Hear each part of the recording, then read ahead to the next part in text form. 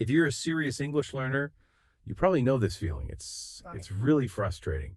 You can read books in English, no problem. You can watch a whole movie. You don't even need the subtitles. You understand pretty much everything. But then, the moment you need to speak, to give your opinion, your brain just stops. It slams on the brakes. You get that awful split-second mental freeze. And that's really the core of it, this total disconnect between what you know and what you can say. Okay, let's unpack this. Our mission today is to cut right through that frustration.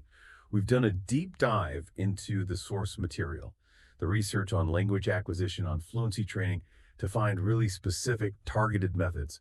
We're looking for that practical shortcut, a way to train the link between your brain, your thoughts, and the words that actually come out of your mouth. That's exactly it. We're not going to talk about grammar rules or learning more vocabulary today. We're focusing on how you take all that knowledge you already have, all that input, and turn it into reliable, spontaneous output.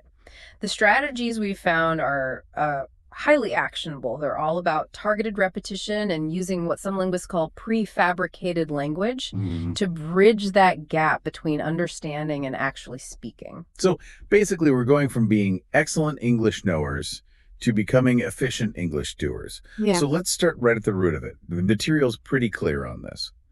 Why is speaking so much harder, even when your understanding is, almost native level? Well, it's a classic case of specialized training. Your brain has spent, 95% of its time just processing language for recognition. For input, listening, reading. Exactly, listening and reading. So the neural pathways for generating language on the spot, for actually building sentences under pressure, they've just been neglected. It's a training gap. It's not a flaw in your English ability at all. And the sources use this fantastic analogy for it. It's like, every single rule of football. You could draw out the plays, all the penalties, but you've never actually been on the field. You've never felt the pressure of the game or, actually used your muscles to kick the ball.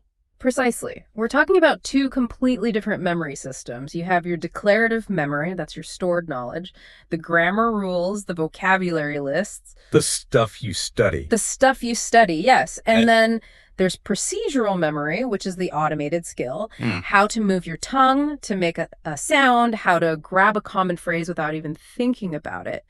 And what's fascinating here is that the frustration you feel is the direct result of trying to use that slow declarative knowledge to do a fast procedural task. Right. Once you realize your challenge is mechanical, not intellectual, it's actually a huge relief. It gives you a clear path forward.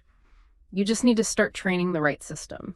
But if we're pushing this output model so hard, is there a risk of just, burning out or prioritizing speed over being correct? How do the sources handle that? That's a critical point. And the research is clear. You need tons of input for accuracy, but the only way to build speed is through output practice. The balance is in consistency, in small steps. The goal of this kind of training isn't to be perfect overnight. It's automation. I see. Once the basic mechanics of speaking become automatic, your brain actually frees up the energy to self-correct, to use those grammar rules you already know. The accuracy improves over time, naturally. So we can stop beating ourselves up about what we don't know and just start practicing the right thing, which I guess brings us to the first major fix. Okay, so if the goal is to stop building sentences one word at a time, how do we train the brain for that quick output? The continuous solution in all the source material is the use of linguistic chunks. Chunks are the real shortcut to fluency, neurologically speaking. We can define them as, ready-made phrases. They're multi-word phrases that native speakers grab and use automatically as a single unit. So instead of thinking, okay, subject, then verb, then adverb, your brain just retrieves the entire phrase instantly. And that reduces the mental effort. Dramatically. It reduces what's called cognitive load. When you use a chunk, you're avoiding all that heavy lifting of building grammar in real time, which is what slows advanced learners down so much. It's like using pre-built code blocks instead of writing every line from scratch. That's a perfect way to think about it. Okay, but hang on. Are chunks just a new name for idioms? I mean, what's the real difference between memorizing a bird in the hand is worth two in the bush Yeah, versus practicing something like, let me think about that. that's a really important distinction. Idioms are often very specific, very cultural. They express a whole idea. Chunks, on the other hand, are functional. They're like tools. Their value is in their utility. They help you manage a conversation. They buy you thinking time, and they make you sound natural. Okay, can you give us some of those really useful, functional chunks, the ones that can immediately help you sound more natural and, save you in a conversation? Absolutely. You can think of them in categories. There are time-buying chunks, like, that's a great question. I haven't really thought about that before. Or if I recall correctly, I use that one all the time. we all do. Then you have opinion softening chunks, which are so important in professional settings. Things like, I'm not sure, but I guess I lean toward. Right. And then, of course, the transitional chunks that keep a conversation flowing. You know what I mean? Or to circle back to your first point. That focus on function instead of just vocabulary really does change the game. So what here is that you stop building sentences from the ground up, Exactly. and that speeds you up, but it also, I imagine, boosts your confidence because you have these reliable phrases ready to go. That's half the battle. So the brain is stocked with these shortcuts now, but there's still the physical side of it. Yeah. Why do some English sounds or even just linking words together feel so physically awkward? Almost impossible sometimes. Because language is physical. It's muscles, your tongue, your jaw, your throat. They've spent your entire life being conditioned for the sounds and rhythm of your native language. So they're just not used to it. They aren't. To produce English sounds naturally, you need to do physical retraining. And the most effective solution we found in the sources is the repeat out loud method. It's basically a very focused kind of shadowing. And it's not just about individual sounds like "the." It's the rhythm, the stress, the music of the language, the way native speakers link words together. If you say every word perfectly but with the wrong rhythm, it's still hard for a native speaker to understand you. Okay, so walk us through the mechanics. How does someone listening right now actually start doing this? It's very simple and structured. First, find a really short audio clip. 15 to 30 seconds max, a line from a TV show you like, a bit from a news report. Or even a line from this deep dive. Perfect. The key is that it's short.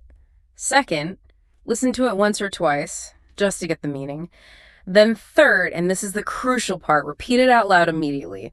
But don't just say the words. You have to fiercely copy the rhythm, the tone, how the speaker squashes sounds together, like how, becomes, I don't know. Your mouth has to physically learn that. And the sources are really clear that this should be a quick, focused thing, not a long chore.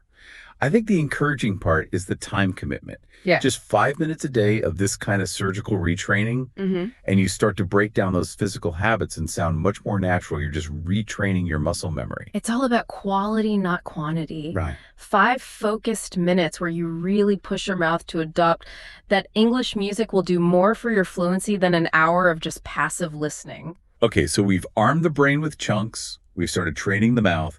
Now we need to tackle the biggest mental block of all.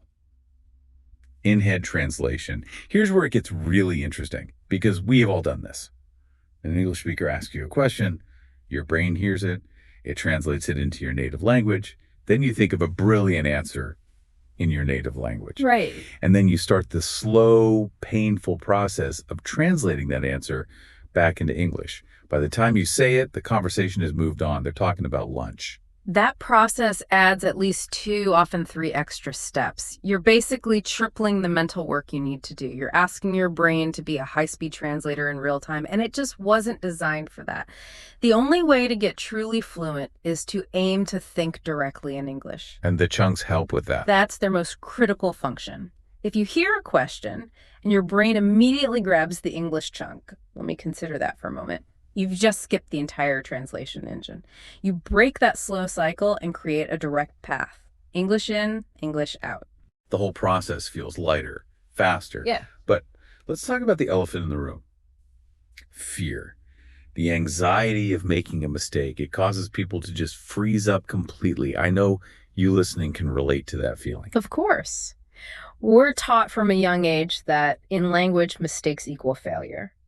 But the psychological trick to getting past this, according to the sources, is actually incredibly powerful. You have to change your That's the goal. goal.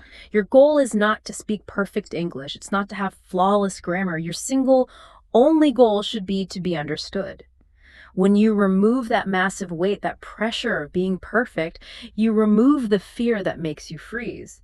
You shift your focus from performance anxiety to just communication. And that simple shift in mindset allows your fluency to grow because you're actually speaking, not just editing yourself in your head all the time. So move from being an editor to being a communicator. That really takes the pressure off. The theory is great, but people need something practical. For the person listening who's busy but knows they need to practice every day, the sources give this amazing, simple routine. Anyone can fit this into their day. Yes, and it's designed for max impact in minimum time. It hits all three of those pillars we talked about: the cognitive shortcuts, the muscle memory, and thinking directly in English. Consistency is everything here. Okay, so let's break down the 10 minutes. Right. The first minute, activation. You just read 5 of your main chunks out loud. This warms up your brain, gets the procedural memory firing. It tells your brain, okay, we're in output mode now. So just a rapid fire read of phrases like to circle back, or if I recall correctly. Got it. Exactly. Then the next 3 minutes, physical training. This is your repeat out loud method. You take that short audio clip and you repeat it, really focusing on the rhythm, the linking sounds, forcing your mouth to make those English shapes. The next 3 minutes after that. This is your direct thinking practice. You just talk to yourself in English about your day, narrate what you're doing. Okay, now I'm making coffee. Or talk about a thought you just had. There's zero pressure. It's just practice for that English in, English out pathway. But this is where you're actively building that direct connection we were talking about. And finally, the last 3 minutes, this is the self-correction loop. You record yourself speaking on your phone, maybe just saying what you were narrating a minute ago, and then you listen back. This feedback is invaluable. You immediately hear your own patterns, your pronunciation habits. It strengthens the output pathway without needing a teacher there. That is such a powerful surgical routine. You're hitting everything you need to: the shortcuts, the physical practice, direct thinking, and self-correction, all in 10 minutes. So what does this all mean? It means the mystery is gone. We have a clear, manageable, evidence-based plan for speaking smoothly. So to quickly recap the main takeaways for you, if you feel that frustrating freeze, just remember, you don't lack knowledge, you lack targeted output practice. Your path to fluency really rests on 3 pillars of daily training. 1, train your brain with chunks. Use those ready-made phrases as shortcuts. 2, train your mouth with the repeat out loud method. Focus on rhythm to build that muscle memory. And 3, train your mind to speak without fear. Change your goal from perfection to simply being understood. Your objective at the end of the day is simplification. You want to make sure that English in your brain goes directly to your mouth with no detours. Every single technique we've discussed today is designed to cut out that translation step and build that automaticity. And, if fluency is really about minimizing those cognitive steps and just building muscle memory, that idea goes way beyond language. Think about how that concept of chunking could improve your communication everywhere. How much more effective could you be in a high-stakes meeting or even a difficult social situation if you had your own internal list of polished chunks, pre-made arguments, transition phrases, ways to deflect a question, all ready to deploy without thinking? Now, that is also a fluency worth practicing.